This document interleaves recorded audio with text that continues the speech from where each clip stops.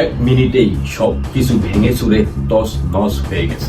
ঈদ মানি আনন্দ, আর সেই আনন্দ উপভোগ করতে দেশে যাওয়ার উদ্দেশ্যে রওনা দিয়ে তাড়াহুড়ো করতে গিয়ে একই ফ্যামিলির দুজন নিহত হয়েছে সদরঘাটে। এখন প্রশ্ন হচ্ছে, এ দোষটি কার? দোষটি কি আসলে লঞ্চ মাস্টারের, নাকি এই সমস্ত যাত্রীদের যারা একটু আগে লঞ্চে উঠার জন্য কিংবা একটু আগে বাড়ি গিয়ে পৌঁছাবার জন্য তাড়াহুড়া করে আজ যে পরিণতি তাদের হয়েছে, এটার জন্য কে দায়ী, কে নিবে এর দায়ভার? ঈদের আগে সরকারি বিভিন্ন সংস্থাগুলো মানুষকে বারবার আহ্বান জানাতে থাকে যাতে ঈদের সময় বাড়িতে যাওয়ার পথে কোনো মানুষ যেন তাড়াহুড়ো না করে, ট্রেনের ছাদে না উঠে, বাসের ছাদে না উঠে, এবং লঞ্চ গুলোতে যেন অতিরিক্ত যাত্রী নিয়ে সেগুলো মাছ নদীতে না বের হয়। কিন্তু সরকারের এই নির্দেশনাকে অমান্য করে প্রত্যেকটি ঈদেই এভাবেই মানুষ অসতর্কতামূলক হয়ে এভাবে মানুষ ঈদের আগে পরে অনেক মানুষ এভাবেই প্রাণ হারায়।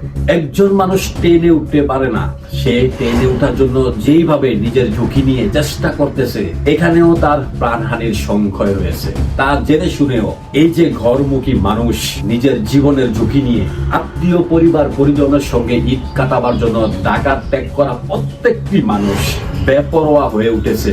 এটার জন্য দায়ী কে? এই দায় কে নিবে? এই জীবনগুলো কে ফিরিয়ে দিবে? আর মাত্র একদিন বাকি ঈদের। আজও ঢাকা ছাড়বে বিভিন্ন শ্রেণী পেশার মানুষ। তাই আজকের এই ভিডিও যদি আপনি দেখে থাকেন, আপনার কাছে প্রশ্ন, আপনার জীবন আগে নাকি বাড়িতে গিয়ে ঈদ কাটানো আগে? আর সেটা যদি হয় শৃঙ্খল ভাবে ধীরে সুস্থে, তাহলে সমস্যাটা কোথায়? লঞ্চে যে দুর্ঘটনাটি ঘটেছে, এই লঞ্চের পরেও আরো লঞ্চ ছিল ওই লাইনে। আপনি চাইলে সেই লঞ্চেও যেতে পারতেন, তাড়াহুড়া না করলেও আপনি পারতেন। যিনি চলে গেছে তিনি তো চলেই গেছে, কিন্তু এখন এই ভোগান্তিতে যারা পড়বে, তার পরিবার, তার আত্মীয় স্বজন, লঞ্চ মাস্টার, লঞ্চ মালিক কর্তৃপক্ষ, এই যে এতগুলো মানুষের সমস্যা তৈরি করে দিয়েছেন, এটার জন্য দায়ী শুধুমাত্র আপনি।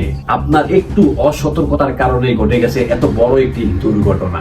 লঞ্চ হচ্ছে একটি ভাসমান যান, এটা চাইলেই যখন তখন এদিক সেদিক মুভমেন্ট করা যায় না, এটা চাইলেই যখন তখন ব্রেক করা যায় না।